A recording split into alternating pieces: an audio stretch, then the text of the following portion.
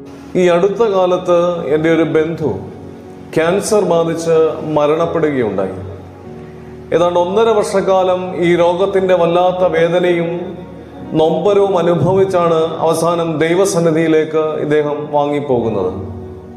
ഈ 1.5 വർഷത്തിനിടയിൽ പല പ്രാവശ്യം ഇദ്ദേഹത്തെ ഭവനത്തിൽ സന്ദർശിക്കുവാനും ഇദ്ദേഹത്തോട് കാര്യങ്ങൾ ചോദിച്ചറിയുവാനും പ്രാർത്ഥിക്കുവാനും ഒക്കെ അവസരം ലഭിക്കുകയുണ്ടായി. എന്നാൽ ഈ സമയങ്ങളിലൊന്നും അദ്ദേഹം ഒരിക്കൽ പോലും എന്നോട് ആവശ്യപ്പെട്ടിട്ടില്ല, അച്ഛൻ എൻ്റെ രോഗം മാറാൻ ഒന്ന് പ്രാർത്ഥിക്കണമെന്ന്. എന്നാൽ ചികിത്സയുടെ ഭാഗമായി മരണത്തിന്റെ അവസാന നിമിഷം അദ്ദേഹത്തിന്റെ കണ്ണിന്റെ കാഴ്ച നഷ്ടപ്പെടുകയുണ്ടായി. മരിക്കുന്നതിന് ഏതാണ്ട് 1 ആഴ്ച മുമ്പ് ഞാൻ അദ്ദേഹത്തെ ഭവനത്തിൽ സന്ദർശിച്ചപ്പോൾ അദ്ദേഹം എന്നെ അടുക്കൽ വിളിച്ചിട്ട് എന്നോട് പറഞ്ഞ ഒരു വാചകം, അച്ഛാ, എനിക്ക് വേണ്ടി ഒന്ന് പ്രാർത്ഥിക്കണം. ഞാൻ വിചാരിച്ചു ഈ രോഗം മാറുവാൻ വേണ്ടി പ്രാർത്ഥിക്കാനാണ് എന്ന്. എന്നാൽ അദ്ദേഹം അങ്ങനെയല്ല പറഞ്ഞത്. അച്ഛാ, എനിക്ക് വേണ്ടി ഒന്ന് പ്രാർത്ഥിക്കണം, എൻ്റെ കണ്ണിന്റെ കാഴ്ച കിട്ടുവാൻ അച്ഛനൊന്ന് പ്രാർത്ഥിക്കണം.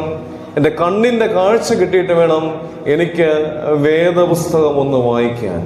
എൻ്റെ കണ്ണിന്റെ കാഴ്ച കിട്ടിയിട്ട് വേണം എനിക്ക് വേദപുസ്തകം ഒന്ന് വായിക്കുവാൻ. പ്രിയപ്പെട്ടവരെ, ജീവിതത്തിന്റെ പ്രതിസന്ധികളിൽ ദൈവത്തിന്റെ തിരുവചനത്തോട് ചേർന്നിരിക്കുവാൻ നമുക്ക് സാധിക്കുമോ?